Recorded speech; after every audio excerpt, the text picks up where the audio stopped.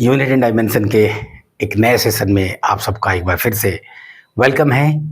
हम लोगों ने पिछले क्लास में देखा कि फिजिकल क्वांटिटीज़ जो है उनको कैसे रिप्रेजेंट किया जा सकता है, उनके और डिफरेंट एस्पेक्ट्स को देखे। और जितने भी फिजिकल क्वांटिटी हो सकते हैं, केवल फिजिक्स में ही सैकड़ों की संख्या में हो सकती है, तो उनमें से केवल 7 ही थे जो इंडिपेंडेंट थे, किसी और से वो डेराइव नहीं हो रहे थे, उससे निकल के नहीं आ रहे थे, ना ही इससे निकल के वो हो रहे थे। बाकी सारे के सारे इन्हीं सातों से डेराइव होंगे। तो पिछले क्लास में हमने देखा सातों फंडामेंटल फिजिकल क्वांटिटी जो है मास, लेंथ, टाइम, एमएलटी बार बार आने वाला है आगे, और करंट टेम्परेचर को एक साथ बोले आप, amount of substance, luminous intensity, और सबका ऐसा यूनिट देखे हम लोग सिस्टम ऑफ यूनिट्स में पिछले क्लास में कि अलग अलग क्षेत्र में, अलग अलग देश में अलग अलग चीज़ें डेवलप हुई, उसी प्रकार से अलग अलग यूनिट डेवलप हुआ। तो यूनिट को एक स्टैंडर्ड होना था, तो उस समय के लिए उस रीजन में उस देश का वो स्टैंडर्ड था। लेकिन जब दुनिया एक होने लगी तो हुआ कि नहीं, एक स्टैंडर्ड ऐसा बनाया जाए जो पूरी दुनिया फॉलो करे, तो उसको क्या कहा गया, इंटरनेशनल सिस्टम ऑफ यूनिट्स, यानी एसआई यूनिट्स। ठीक है ना। एसआई यूनिट जो है एमकेएस सिस्टम का मॉडिफाइड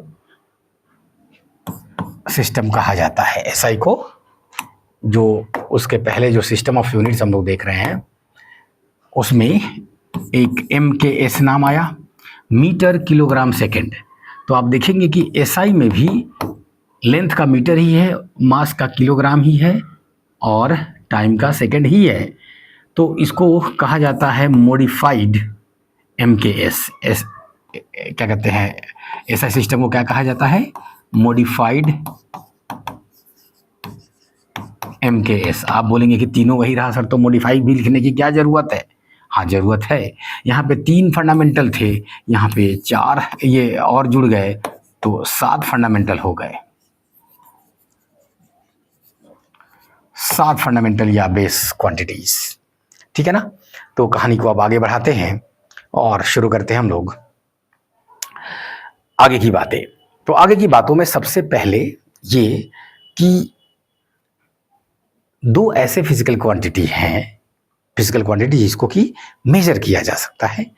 तो 7 तो फंडामेंटल है, समझ में आ रहा है, मोस्ट इंपॉर्टेंट है, उससे सब निकल के आने वाला है। लेकिन 2 ऐसे हैं जो फंडामेंटल तो नहीं है, लेकिन कुछ ज़्यादा ही इंपॉर्टेंट है, बेस की तरह बिहेव करता है। वो है ज्योमेट्री का जो फिजिकल क्वांटिटी, एंगल और सॉलिड एंगल।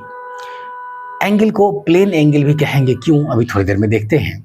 तो ये 2 ऐसे फिजिकल क्वांटिटी है जिनको सप्लीमेंट्री कैटेगरी में रखा गया। आप कहेंगे कि सर इसको डेराइव्ड में रखा जा सकता था ना, तो हाँ, रखा जा सकता था, क्या अब रखा ही जाता है। लेकिन अब तक किताबों में इसी तरह से लिखा रहता है, आप इसी तरह से पढ़ते हैं ताकि इसका थोड़ा रेस्पेक्ट आप ज़्यादा दें। ठीक, कहीं ऐसा ना हो कि डेराइव्ड में लिख दिया जाए तो जो सैकड़ों की संख्या में है उतना ही इसको भी समझ ले, नहीं, ये भी बेस जैसा है, ध्यान रखें। चलिए तो शुरू करते हैं। 2 सप्लीमेंट्री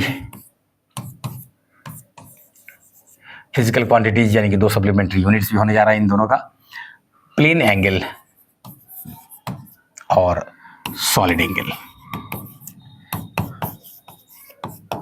प्लेन एंगल जिसको अक्सर आप थीटा से दिखाते हैं, और रेशियो बार बार लेने, trigonometric ratios, sine theta, cos theta, tan theta लेते रहते हैं आप। सॉलिड एंगल को कैपिटल ओमेगा से दिखाते हैं, जो कि करंट में सिंबल ये यूज होता है रेजिस्टेंस के लिए। सॉलिड एंगल में हम लोग यही सिंबल अक्सर यूज कर रहे होते हैं। चलिए तो दोनों को डिफाइन किया जाए।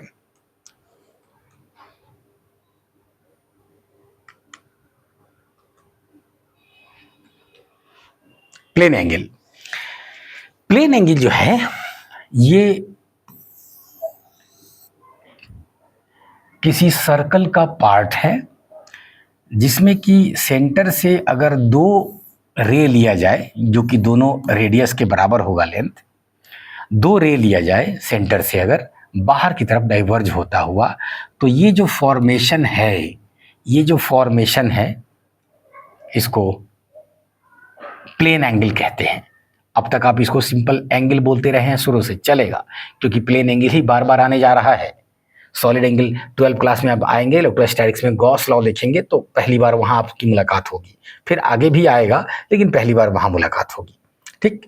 और वो भी थोड़ा थोड़ा ही मुलाकात करना है, और इससे तो समझ ही रहे हैं ये तो हर जगह घुसा रहेगा।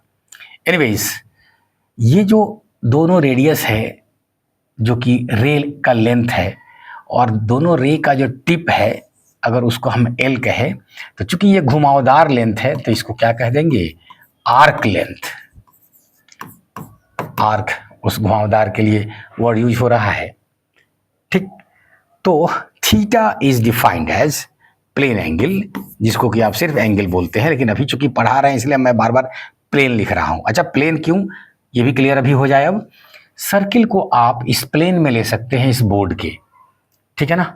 वही अगर स्फीयर हो, बॉल, एग्जाम्पल कोई भी बॉल, फुटबॉल हो, बलून हो, जो भी हो, उन सबको इस बोर्ड पे नहीं रख सकते हैं। बोर्ड से सिर्फ वो सटेगा लेकिन बाहर तक निकला हुआ रहेगा, तो वो 3 डायमेंशनल फिगर है, ठीक।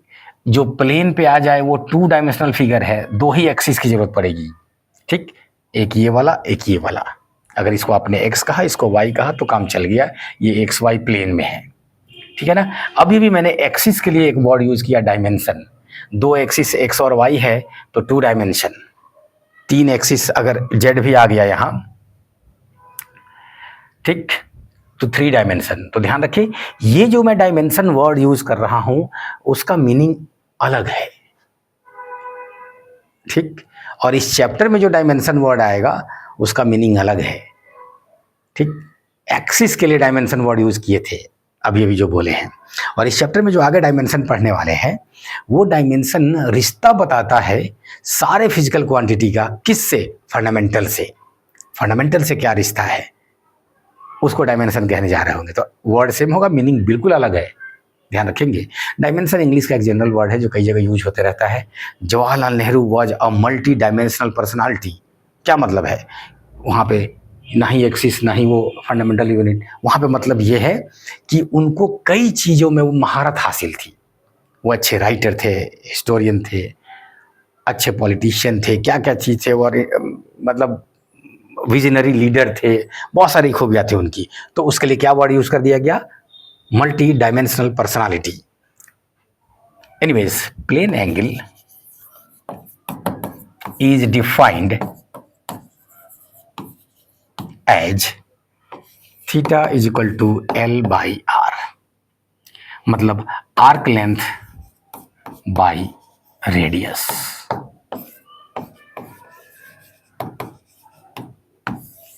ठीक है ना। थीटा को डिफाइन करते हैं as the ratio of arc length and radius. आप इतना बोल देंगे चलेगा, ठीक है। तो एक और वर्ड अंग्रेजी में बोल देते हैं लोग, आप भी बोल दे तो ठीक, अच्छा लगेगा। थीटा इज एक्चुअली क्या है, तो ये रे मुड़ के, ये रे चल के यहाँ तक गया है, रोटेट होके गया है, घूम के गया है, ये वाला रे यहाँ से यहाँ तक घूम के चला जाए तो कितना एंगल तय होगा, तो पाएंगे थीटा तय होगा। तो theta is actually amount of rotation.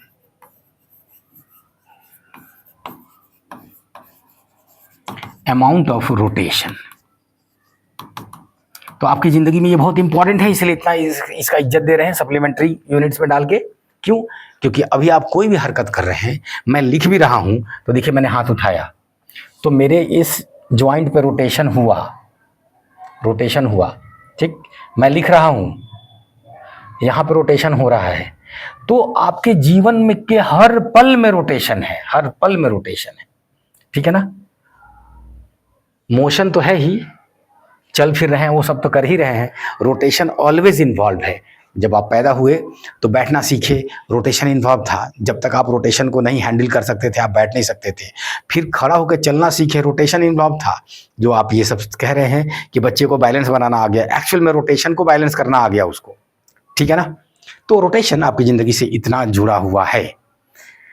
तो ये रही थीटा बराबर एल बाई आर। ये वाली बात ज़्यादा याद रखेंगे, ध्यान रहेगा आपको, ये कभी नहीं भूल सकते हैं आप, कभी नहीं भूल सकते हैं। अब मैं आपसे पूछूं कि इसका यूनिट बताइए, तो आप कहेंगे ऊपर में लेंथ है, लेंथ का मीटर, नीचे में रेडियस है, ये भी तो एक प्रकार का लेंथ है, तो लेंथ का मीटर, तो ऊपर में भी मीटर नीचे में भी मीटर, तो मीटर से मीटर तो कट गया। तो आप कहेंगे कोई यूनिट नहीं आना चाहिए, इसको यूनिट लेस होना चाहिए। तो ठीक है, यूनिट लेस रखा जा सकता था, लेकिन अच्छा नहीं लग रहा था बार बार, क्योंकि ये इतना बार बार आ रहा था ना कि हुआ कि नहीं एक यूनिट दिया जाए। तो इंटरनेशनल सिस्टम ऑफ यूनिट्स की जो मेंबर्स थे उन्होंने डिसाइड किया कि नहीं एक यूनिट दिया जाए इनको, और सॉलिड एंगल को भी, वो भी यूनिटलेस की तरफ जा रहा था तो उसे भी दिया गया। एनीवेज याद रखिएगा इसका कि ऊपर है मीटर नीचे है मीटर, ये काम आएगा भी डायमेंशन जब लिख रहे होंगे तो, ठीक, कि ये इनका कोई डायमेंशन नहीं होगा, क्योंकि जब मीटर और मीटर कटिए गया तो डायमेंशन नहीं आया, लेकिन यूनिट अपनी तरफ से दिया गया है। तो आप कहेंगे यूनिट जो है ऐसा यूनिट है रेडियन, ठीक है ना, लेकिन कॉमन यूनिट भी जम के यूज कर रहे होंगे आप लोग, डिग्री।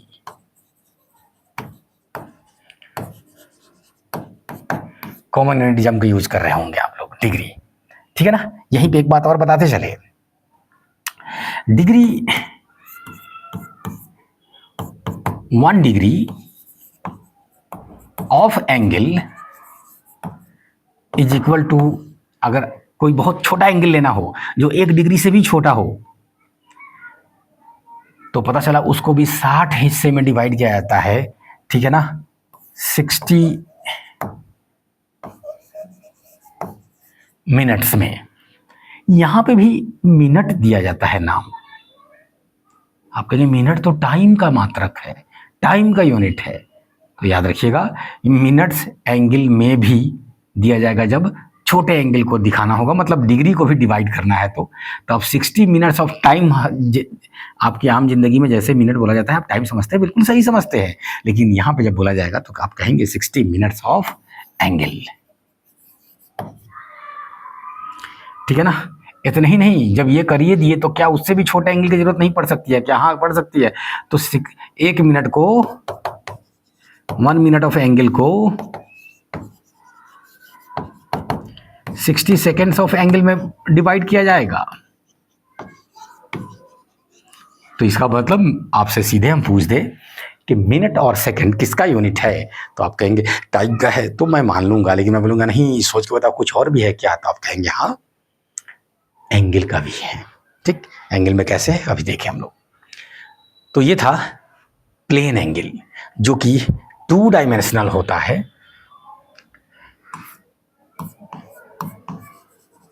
प्लेनर होगा मतलब 2 डायमेंशनल होगा, मतलब 2 एक्सिस इन्वॉल्व होगा, ठीक है ना।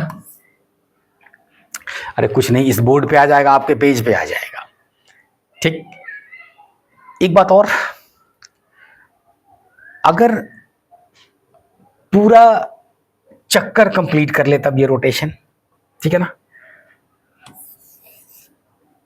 For full circle, for full circle आप कहेंगे थीटा कितना हो जाएगा, तो आप कहेंगे एल जो होगा पूरा एल कितना हो जाएगा, तो आप कहेंगे 2 पाई आर। नीचे में आर था, आर से आर कट गया, 2 पाई रेडियन। तो ये 2 पाई का खेल यहीं से था कि 2 पाई जो है 360 डिग्री के बराबर है, बराबर है, ठीक है ना।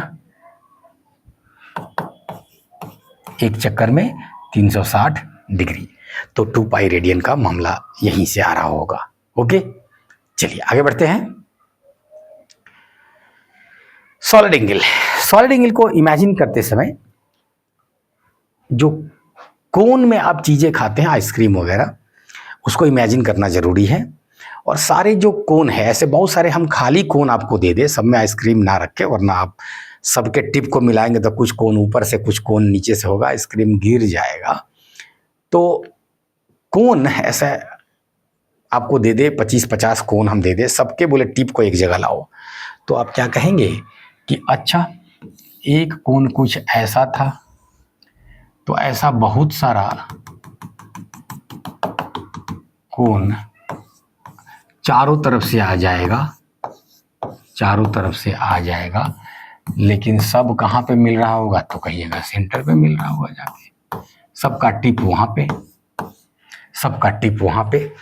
मैंने सिर्फ ये एक साइड बनाया, आपको पता है कि ये ऊपर तक आएगा, पूरा गोला बन जाएगा ऐसा, तो बेसिकली वो सर्किल बन रहा था, तो ये स्फीयर बनेगा। तो अगर कोई कह दे कि प्लेन एंगल, कोई कह दे कि आप कहेंगे, कोई आपसे पूछे कि प्लेन एंगल सर्कल का पार्ट है तो सॉलिड एंगल किसका पार्ट है? स्फीयर का पार्ट है, स्फीयर का पार्ट है, ठीक है ना। तो ये सब अगर एरिया है ए, तो सेंटर पे जो फॉर्मेशन हो रहा है इसी का नाम सॉलिड एंगल है। तो solid angle it is defined as,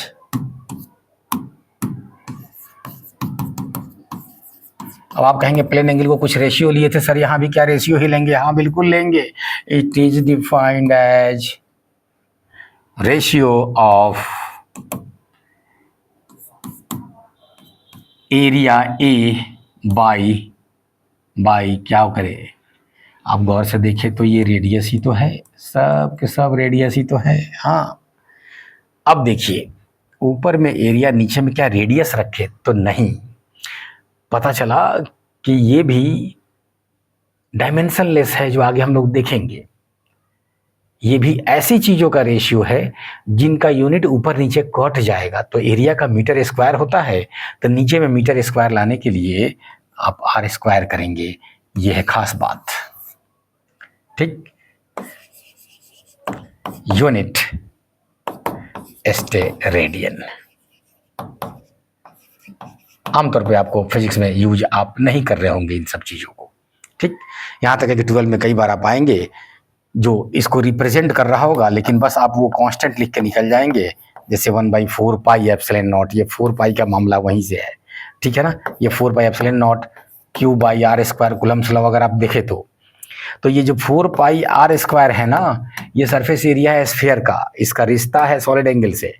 लेकिन आपको सॉलिड एंगल के भाषा में नहीं पढ़ना होता है, आप कहते हैं ये कांस्टेंट है जी, ये आर दूरी है उससे वहां तक का, ठीक। आप जानते हैं कि किसी चार्ज से वहां तक की दूरी ले रहे हैं तो दूरी कहीं भी हो सकता है, मतलब 4 पाई आर स्क्वायर बनने जा रहा है। ओके, तो ये बात, ये था सॉलिड एंगल। चलिए लास्ट में ये भी कह दे कि वहां पे बोल रहे थे फॉर फुल सर्कल, तो यहां पे कर दे फॉर फुल स्फीयर। तब आप कहेंगे कि ओमेगा जो है सॉलिड एंगल पूरे का एरिया कितना होगा? तो सरफेस एरिया होगा, किसका? स्फीयर का। स्फीयर का surface area 4 pi R square होता है, और नीचे में आर स्क्वायर है, काट दीजिए। 4 पाई स्टेरेडियन दिख रहा है ना। अभी थोड़ी देर पहले कूलम्ब्स लॉ की बात कर रहे थे, 4 पाई आया था, कुछ यहीं से मामला था। ओके, चलिए आगे बढ़ते हैं। तो ये दो इंपॉर्टेंट सप्लीमेंट्री फिजिकल क्वांटिटी थे।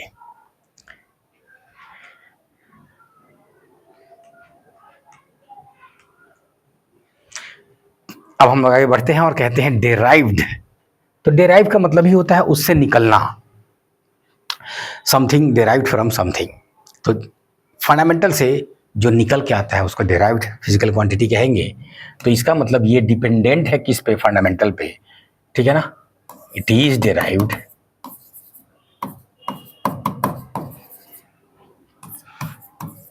फ्रॉम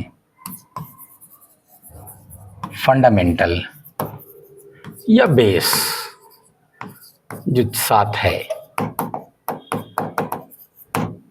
क्वांटिटीज, ठीक है ना। Therefore it is dependent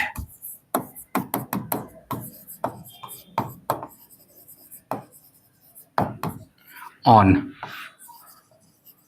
those base quantities, उस पर डिपेंडेंट है, ठीक है ना। और उन सातों को छोड़ के सब के सब डेराइव्ड है। आप कहेंगे सर सप्लीमेंट्री को भी ड्राइव कर दे यहाँ पे तो चलेगा? हाँ चलेगा, ठीक है ना। सो ठीक है ना, एक्सेप्ट दोज 7 बेस या फंडामेंटल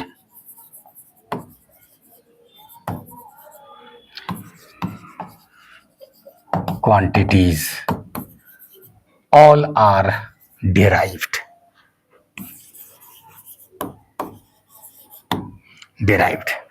ठीक है ना। फॉर एग्जाम्पल मैं कहूं स्पीड, तो आप कहेंगे स्पीड जो होता है ये डिस्टेंस बाई टाइम होता है, ठीक है ना।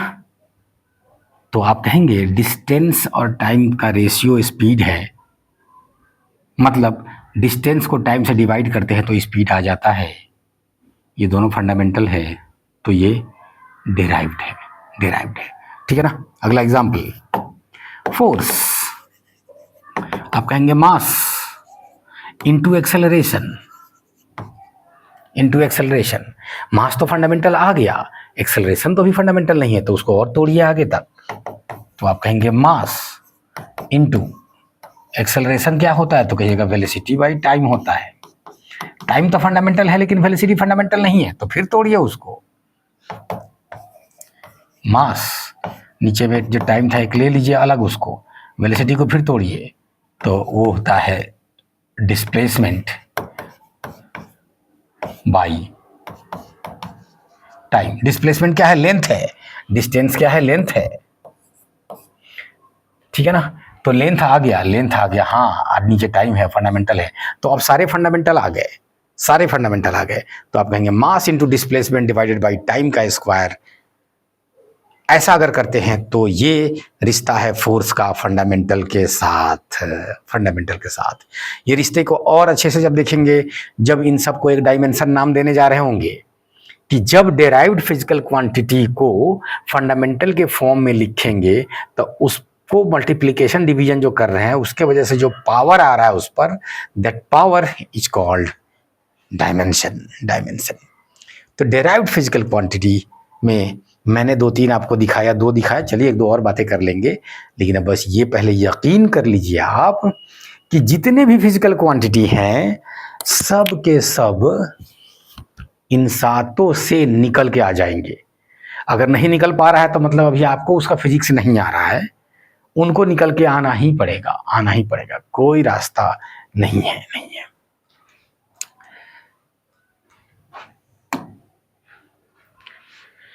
हाँ, तो डायरेक्ट फिजिकल क्वांटिटीज, हर फिजिकल क्वांटिटी के फिर एक यूनिट होगा, यूनिट होगा तो हाँ यूनिट होगा, लेकिन ध्यान रखिएगा कभी कभी कुछ यूनिट्स इतने लंबे हो जाएंगे। फॉर एग्जाम्पल जो यूनिट ऑफ फोर्स है, ये आपने कहा मास है इनटू लेंथ है, अभी अभी देखे थे, और नीचे में टाइम का स्क्वायर है। तो फिर अब ये बार बार यूज होता है फिजिक्स में। तो कभी कभी ऐसी चीजें जिसका थोड़ा सा लंबा आ रहा हो तब, या कुछ ऐसी चीजें जिसमें किसी बड़े साइंटिस्ट का नाम उस पर भारी भरकम जुड़ा हुआ है, तो कई बार उनके नाम पे ही इसको एक छोटा नाम दे देते हैं। फोर्स का बहुत मशहूर जानते हैं आप सब लोग, न्यूटन। न्यूटन, ध्यान रखिए मैंने यूनिट लिखा है न्यूटन तो छोटा एन से, न्यूटन साहब का नाम लिखते तो बड़का एन से, बड़का एन से। ठीक है ना। तो न्यूटन, जिसको कि सिंबल कैपिटल एन देते हैं आप, तो पता चला कुछ नहीं, जो न्यूटन यूनिट है फोर्स का, इसके अंदर फंडामेंटल छुपे हुए हैं। क्योंकि फंडामेंटल से रिश्ता तो रहेगा ही, वो रिश्ता आप नहीं तोड़ सकते हैं, नहीं तोड़ सकते हैं। तो सबका अपना अपना यूनिट्स डेराइव्ड होगा। कई बार फंडामेंटल के फॉर्म में ही छोड़ देंगे। फॉर एग्जांपल स्पीड का जो यूनिट है वो आप कहेंगे मीटर पर सेकेंड, चलेगा। एक्सेलरेशन का जो यूनिट है मीटर पर सेकेंड स्क्वायर, चलेगा। इसको फंडामेंटल के फॉर्म में ही छोड़ दिए, कोई नया नाम नहीं दिए। कभी कभी नया नाम दिया जाएगा। चलिए एनर्जी की बात करें जरा। तो एनर्जी, एनर्जी जैसे ही अब आगे ऐसा नाम आए तो पहले कोई ना कोई फॉर्मूला, कोई ना कोई रिश्ता आपको रिकॉल करना है, याद करने की कोशिश करनी है। ठीक है, जिसमें थोड़ा आपको बुझाता हो कुछ। अब ऐसा नहीं कि एक बार बात हो रही है क्या, the permittivity of free space, ला बचा हुआ बेहोश, क्योंकि वो पढ़ा ही नहीं है अभी। ठीक है ना, आपको बेहोश नहीं होना है भाई। परमिटिविटी पढ़ेंगे जिस दिन पढ़ के आप तब आएंगे यहाँ पे, बहुत छोटी सी बात हो जाएगी। आज उन सब की बात करेंगे जो थोड़ा आप जानते हैं। फॉर एग्जांपल एनर्जी जानते हैं भाई, मोमेंटम जानते हैं, ये सब जानते हैं आप, तो उसकी बात करेंगे। एक्सेलरेशन करते हैं। इसी तरह से आपको ये चैप्टर पढ़ना है, ध्यान रखिएगा। ठीक, जिसका बिल्कुल आता पता नहीं है नाम का भी आपको, वो अभी आप गोल घेर के छोड़ देंगे कि जब वो चैप्टर हो जाएगा तो फिर आगे इसको देखेंगे, तो उस दिन तो वो चुटकुला हो जाएगा आपके लिए। तो एनर्जी की बात करें तो जब भी किसी का आप यूनिट निकालना चाह रहे हो तब, या डायमेंशन चाह रहे हो तब आगे आपको कोई ना कोई रिश्ता याद करना होगा। तो एनर्जी का आप याद कीजिए कि एनर्जी जो है, हम अक्सर हाई स्कूल के दिनों में पोटेंशियल एनर्जी और काइनेटिक एनर्जी की बात करते थे ना, ठीक है ना। तो ले लेते हैं चलो उसी में से, लेकिन आप जानते हैं कि एनर्जी फिर कई प्रकार के हो सकते हैं। तो आपको जितना याद होगा सबको करेंगे, आएगा वही यूनिट, आना ही होगा, ठीक है ना। हम फिलहाल वही ले लेते हैं, काइनेटिक एनर्जी, पोटेंशियल एनर्जी। चलो तो आप कहेंगे सर हमने पढ़ा है कि काइनेटिक एनर्जी हाफ mv² होता है। हाँ ठीक है जी, ठीक है।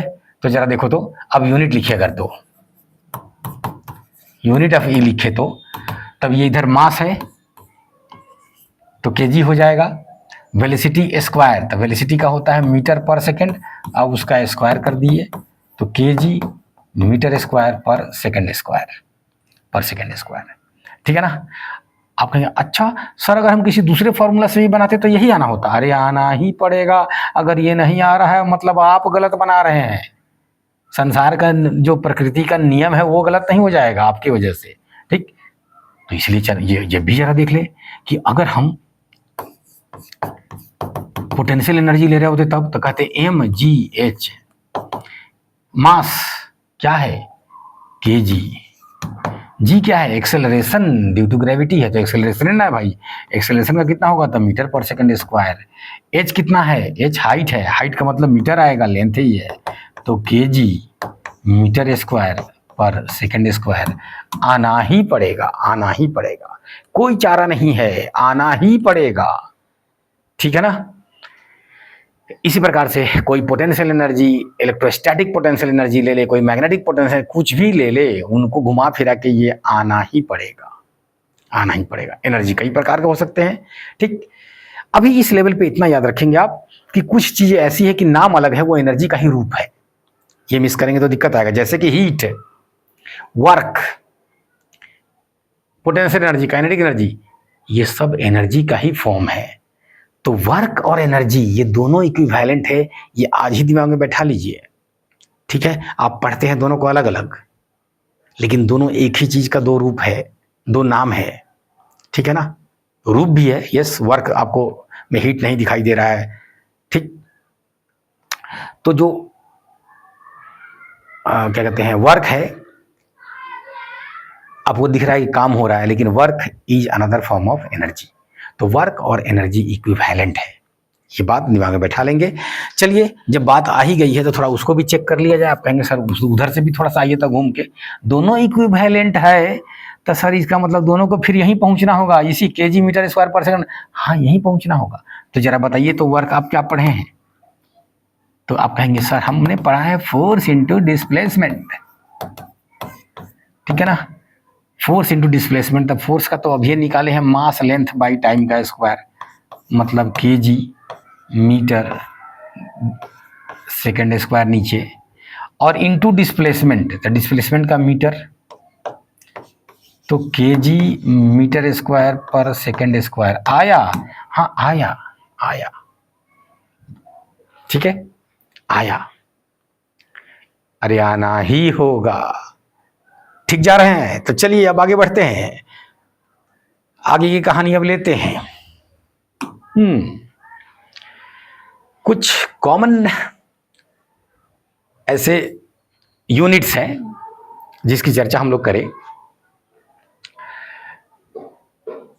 ऐसा यूनिट की बातें हुई, आगे भी होती रहेंगी, बीच बीच में कुछ ट्रेडिशनल यूनिट्स की बात होंगी, और कुछ ऐसे ट्रेडिशनल यूनिट्स हैं, कॉमन यूनिट्स, जो कि बार बार यूज हो रहे होंगे। ऐसा नहीं कि वो ट्रेडिशनल है तो अब वो गया दुनिया से खत्म है, ऐसा नहीं है, ठीक है ना।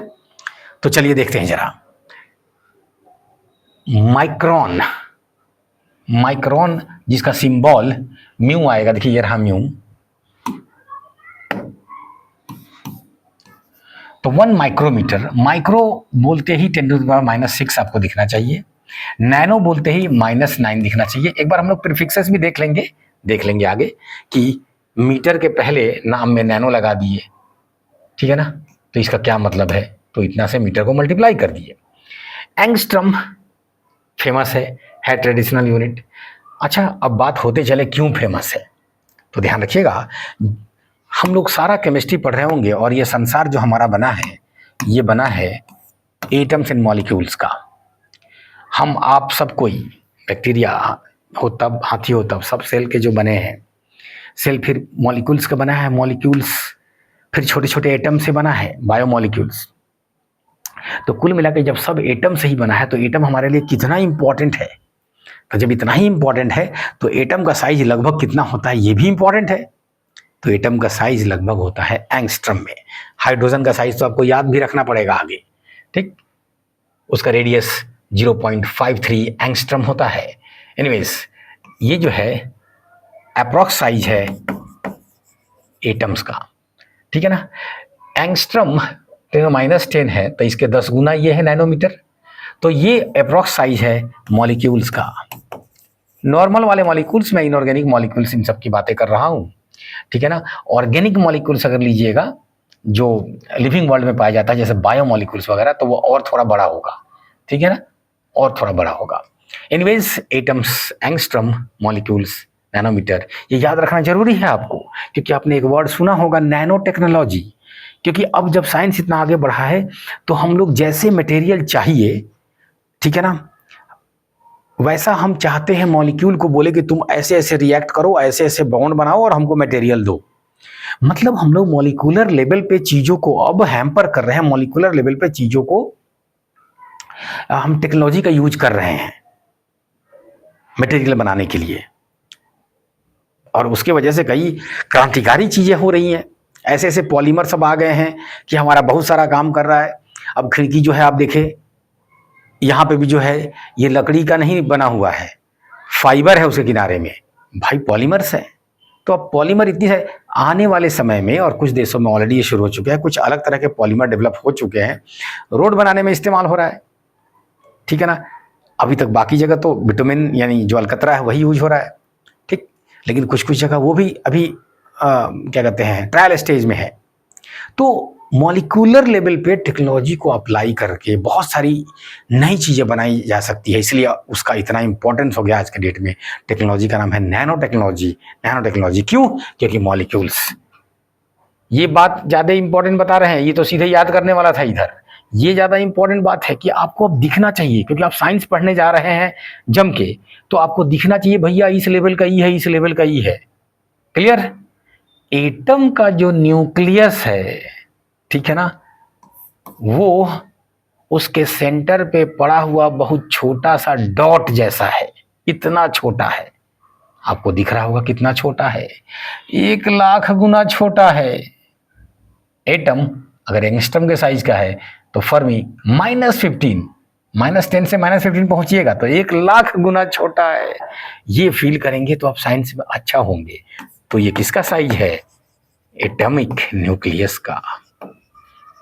इसीलिए ट्रेडिशनल यूनिट होते हुए भी ये ऐसा यूनिट नहीं है, तब भी ये आपको क्यों, आपको लिख के सामने दिया जा रहा है, क्योंकि कुछ चीजें इंपॉर्टेंट होती है, आपको याद रखना है। जो बायोलॉजी के सेल्स हैं, ठीक है ना, वो माइक्रोमीटर में अक्सर दिए जाएंगे।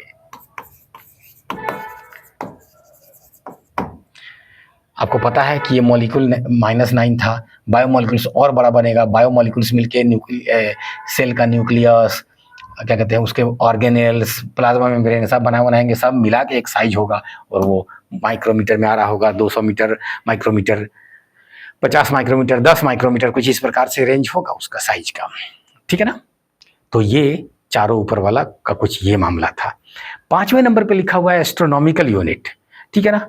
देखिए आपकी जिंदगी में ये, अच्छा ये सब क्यों डेवलप होता है, क्यों डेवलप हो रहा है? क्योंकि सहूलत के हिसाब से कभी कभी हमें इतनी छोटी चीज भी नापनी पड़ती है, जो इतना छोटा है -15, और इतनी बड़ी भी चीज नापनी पड़ेगी, जैसे कि हमारे से सूरज की दूरी।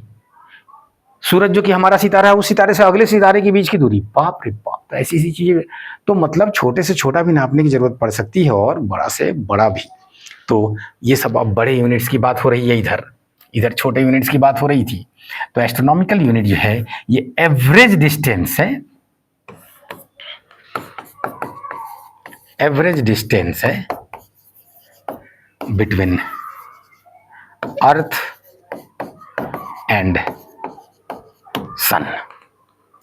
ठीक है ना, एस्ट्रोनॉमिकल यूनिट। अगला जो है लाइट ईयर। लाइट ईयर, नाम में ईयर लगा हुआ है लेकिन यह समय का यूनिट नहीं है।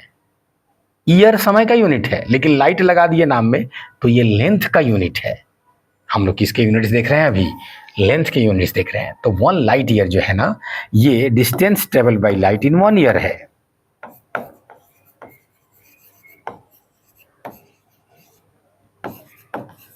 Light in 1 year, 1 year. ठीक है ना। आप जानते हैं लाइट की स्पीड जो है 3 गुना 10⁻8 होता है, काफी ज्यादा है। 3 लाख किलोमीटर पर सेकेंड जाता है वो। मतलब 1 सेकेंड में धरती के 5-6 बार चक्कर पूरा लगा सकता है। ठीक है, धरती के गोलाई के एलोंग, उसके पेरिफेरी के एलोंग, इतना स्पीड है। अब आप कहेंगे कि बाप रे बाप, ये इतनी बड़ी दूरी है तो अब इससे भी बड़ी दूरी की जरूरत पड़ेगी क्या? तो पता चला जब सितारों की बात करते हैं आप, तो उसमें ये लाइट ईयर की भी कोई औकात नहीं है। और गैलेक्सी की अगर बात करते हैं तब तो समझ में नहीं आता है कि अब कौन सा यूनिट दे। तो इसलिए कहा जाता है billions of light year, millions of light year, trillions of light year, ऐसी बात की जाती है। अब क्या करे भाई कोई, अब उतना बड़ा क्या यूनिट दे, यही इतना बड़ा है। तो कितना बड़ा संसार है, मैं मतलब ब्रह्मांड है। संसार अक्सर धरती के लिए यूज होता है, तो ब्रह्मांड, यूनिवर्स, कायनात, प्रकृति, ये कितना बड़ा है, नेचर कितना वास्ट है। ठीक है ना। तो लाइट ईयर ही ज्यादातर यूज हो रहा होता है, लेकिन एक स्पेशल मेथड से एक और बड़ा यूनिट है जो लाइट ईयर से थोड़ा ही बड़ा है। ध्यान रखिए, ये बात पूछेगा आपसे एग्जाम में कि एक पारसेक जो है ये कितने लाइट ईयर होता है? तो 3.26 लाइट ईयर होता है। ठीक है ना। तो उससे थोड़ा ही बड़ा है, तो इसलिए कोई ऐसा नहीं है कि हम गैलेक्सीज में अब जब टहल रहे हैं तो गैलेक्सीज में लाइट ईयर की जगह पारसेक यूज कर लेंगे तो हमारा बहुत सहूलत हो जाएगा। कोई सहूलत नहीं होने जा रहा है, थोड़ा ही सा तो फर्क है। ठीक है ना। तो इसलिए लाइट ईयर में ही ज्यादातर बातें की जाती है। पारसेक क्या है? पारसेक क्या है कि पारसेक, चलिए थोड़ी सी उसकी फिजिक्स की बात अभी कर ही दे।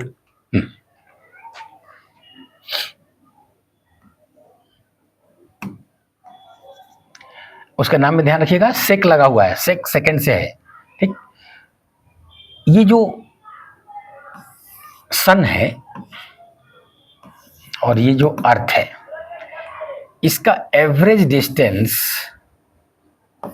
आप 1 एस्ट्रोनॉमिकल यूनिट अभी भी बोले हैं, तो आप किसी दूर किसी सितारे पे जाके बैठ जाए, इमेजिन कीजिएगा, तो वहां जाके बैठ जाए तो ये जो एवरेज डिस्टेंस है, अगर वो आर्क लेंथ की तरह बिहेव करे तो यहाँ पे कुछ एंगल बन रहा होगा।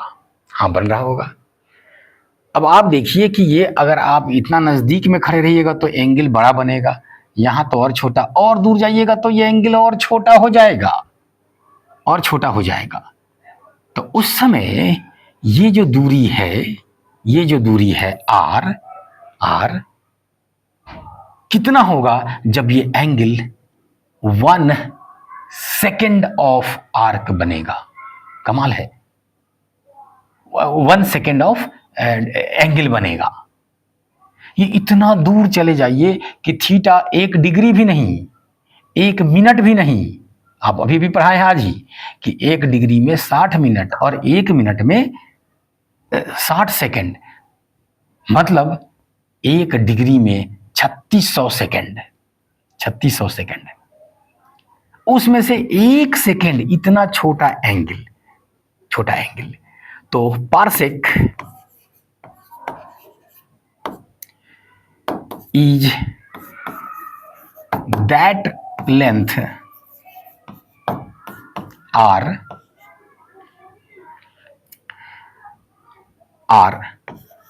व्हेन एल, जो कि एवरेज डिस्टेंस है between sun and earth, average distance between sun and earth, L subtends, angle क्या करता है? वो सबटेंड करता है, subtends an angle of 1 second, ध्यान रखिएगा ये 1 सेकेंड का एंगल की बात हो रही है, टाइम नहीं, टाइम नहीं। तो इस मेथड से कभी कभी हम लोग क्या करते हैं ना कि दूर दो सितारों के बीच की, उनके बीच की दूरी भी निकालने में आसानी हो जाता है। अगर हम कोई एक जान जाए तो एल और आर में से कोई एक जान जाए तो एंगल को कैलकुलेट करते दूसरा हम बता देंगे, ठीक है ना। तो इस मेथड से दो सितारों के बीच की दूरी या किसी भी दो सेलेस्टियल बॉडी के बीच की दूरी बताने का, या हमसे वो कितना दूर है ये बताने के लिए इन सब चीज़ों का इस्तेमाल करते हैं एस्ट्रोनॉमी में कई बार। And that method is called parallax method. कौन सा मेथड? पैरालैक्स मेथड, ठीक है ना। तो पार्सेक के बारे में चर्चा हुई तो थोड़ा सा ये सब भी आपको बता दिए, जो आपके काम का चीज हो गया। तो पार्सेक जो है लाइट ईयर से थोड़ा बड़ा होता है, कितना ये आपको जानना चाहिए, 3.26 लाइट ईयर।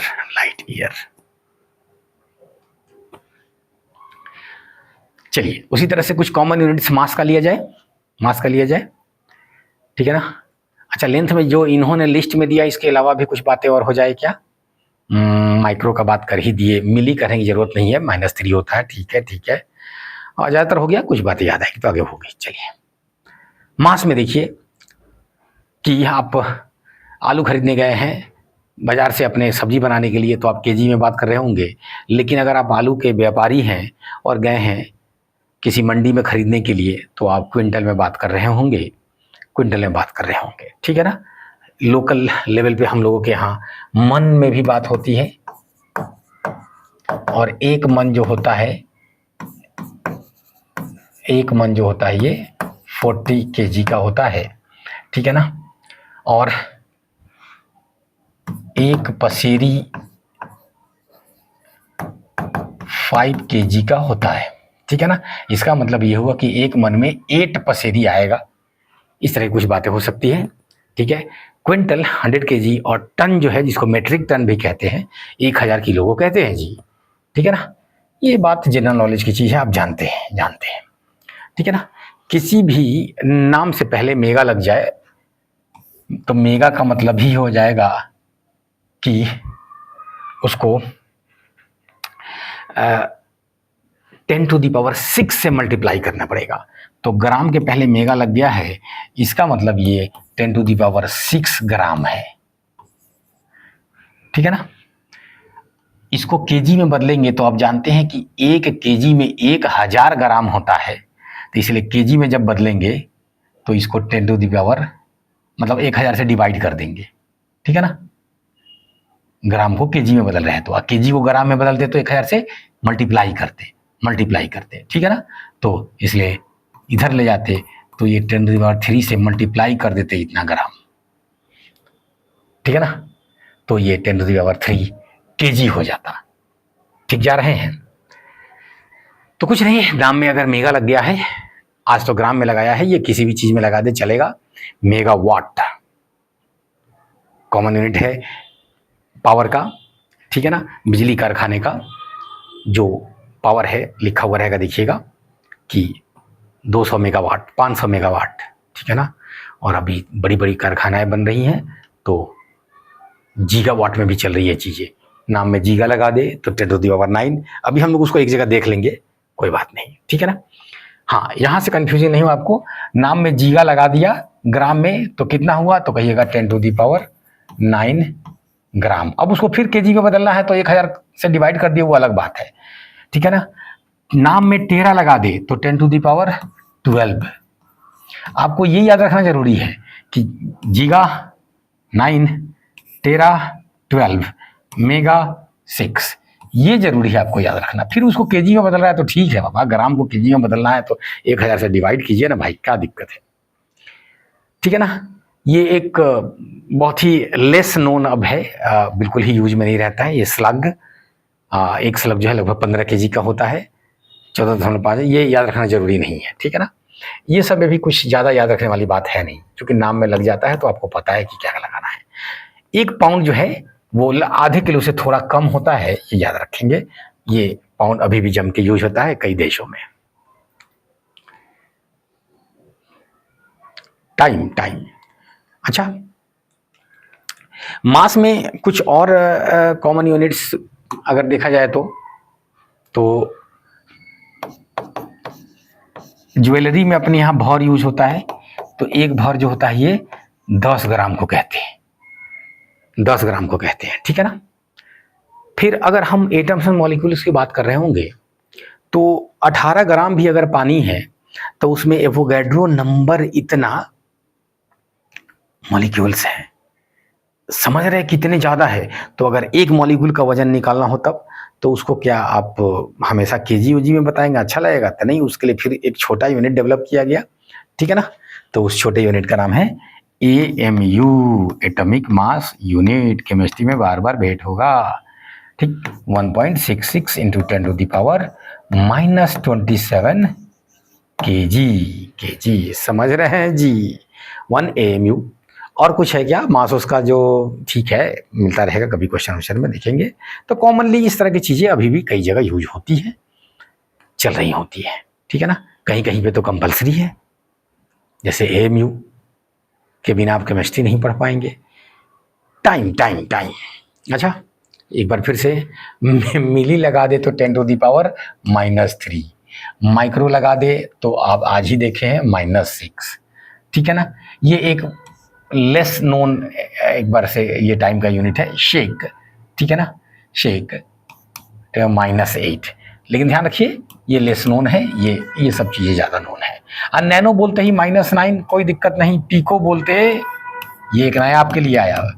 टेरा बोलेगा तो 10⁻12, तो टेरा के उल्टा पीको, टेरा के उल्टा पीको 10⁻12, ठीक। उसके बाद घंटा, दिन, साल, इस सब में टाइम पास नहीं करिए, जल्दी कीजिए। 1 घंटा में 60 मिनट, 1 मिनट में 60 सेकेंड, इसलिए 3600 सेकेंड हो जाएगा। 1 दिन में 24 घंटा, 86,400 सेकेंड अब 1 दिन में गिनते हैं, ठीक है ना। ये फिगर थोड़ा याद रहे तो ठीक है, कभी कभी कैलकुलेशन में तेजी में काम आ जाएगा आपको।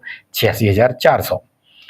अब 1 साल में 365 दिन होता, अभी हो हम पढ़ाने लगे तो हो गया छुट्टी, सेंचुरी 100 साल को कहते हैं, बाप रे बाप, ठीक। सिल्वर जुबली से लेके सब आप मनाते रहिए। चलिए, हाँ, टाइम की बात हुई है तो अपनी तरफ से भी कुछ क्या। अच्छा, इसने हफ्ता नहीं दिया, अल्लाह, हफ्ता 7 दिन को कहते हैं, बाप रे बाप, तो गजब जानकारी मिला, ओ हो, ठीक। इसमें है नहीं तो। अच्छा, सेमेस्टर किसको कहते हैं? सेमेस्टर भी टाइम का यूनिट है, ठीक है ना।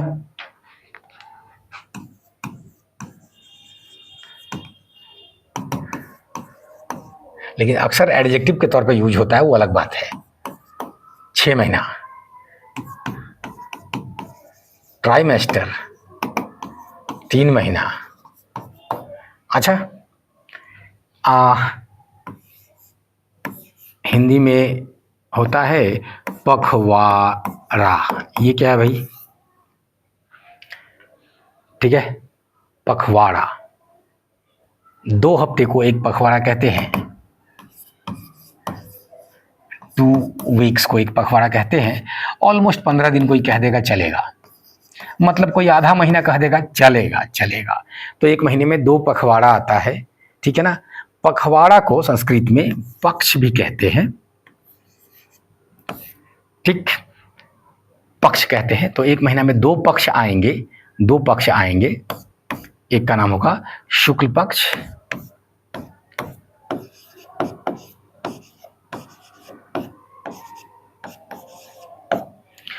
और दूसरे का नाम होगा कृष्ण पक्ष। अमावस्या से लेके पूर्णिमा तक शुक्ल पक्ष हो जाएगा, और फिर पूर्णिमा से अमावस्या तक कृष्ण पक्ष हो जाएगा, ठीक। जब इतना बता ही दिए हैं तो कहिएगा अब अंग्रेजियों में बताइए दीजिए। हाँ जी, पर पखवाड़ा का इंग्लिश होता है फोर्टनाइट,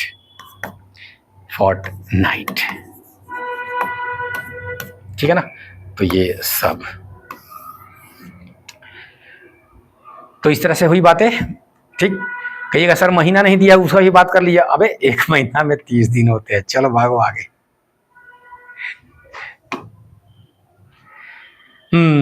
सोलर डे और सिडेरियल डे। अब डे तो डे होता है, ये सोलर डे और सिडेरियल डे का क्या मामला है भाई? डे तो डे होता है। तो पता चला कि जो दिन हम लोग काउंट करते हैं वो वहां से काउंट करते हैं जहां से सूरज पे बैठ के आप देखते हैं कि धरती, अच्छा पहले ये तो आपको पता है ना, एक दिन का मतलब क्या होता है? धरती अपने एक्सिस पे एक बार रोटेट हो जाती है, फुल 360 डिग्री रोटेट हो जाती है। एक रोटेशन को एक दिन कहते हैं। क्यों? क्योंकि सूरज के सामने अर्थ का पूरा पार्ट आ जाएगा एक बार, जो सामने होगा उधर डे, अब पीछे में होगा नाइट, तो डे और नाइट मिला के दिन कहते हैं, एक दिन कहते हैं। ठीक है ना? तो सूरज के हिसाब से हम अर्थ का रोटेशन काउंट कर रहे होते हैं, लेकिन इसमें एक प्रॉब्लम आ जाता है, वो ये कि सूरज के चारों तरफ ये जब रोटेट कर रहा है तो कर ही रहा है, ये चारों तरफ घूम भी रहा है, घूम भी रहा है। तो पता चला इसकी वजह से थोड़ा सा एंगल में चेंज आ जाएगा। क्यों? बहुत ही सिंपल इलिस्ट्रेशन से देखेंगे हम लोग अगले क्लास में कि कैसे, अगर कोई, आप इमेजिन कीजिए कि आप यहाँ पे खड़े हैं और आप मुझे बस देखते रहिए, आपको हमेशा मुझे ही देखना है, और मैं अगर इस तरह से आपके चारों तरफ देखिए, ऐसे मैं मोशन करके और फिर वापस फिर यहाँ आ जाऊं, ठीक, गौर से, और आप मुझे देखते रहे, मैं आपसे पूछूंगा मेरा रोटेशन हुआ है क्या? तो आप कहेंगे नहीं, आप तो चक्कर लगाए हैं, रिवोल्यूशन हुआ है। लेकिन आप गौर से देखेंगे तो मेरा एक रोटेशन भी हुआ है, क्योंकि अगर रोटेशन नहीं होता तो हमारा मुंह जो अभी आपकी तरफ घुमा हुआ है, तो इधर जो डायरेक्शन है वो, जब मैं उधर गया तो मेरा डायरेक्शन इधर हो गया था, तब ना मैं आपकी तरफ चेहरा किक करके था। तो आपने हमेशा मेरे चेहरे को देखा, इसलिए आपको लगा कि मेरा रोटेशन नहीं हुआ है, सिर्फ रिवोल्यूशन हुआ है। ठीक है ना? लेकिन एक्चुअल में रोटेशन भी हुआ है, एक रोटेशन। तो अगर 365 बार रोटेशन करता है धरती साल भर में, उसमें एक रोटेशन का गड़बड़ झाला हो जाता है।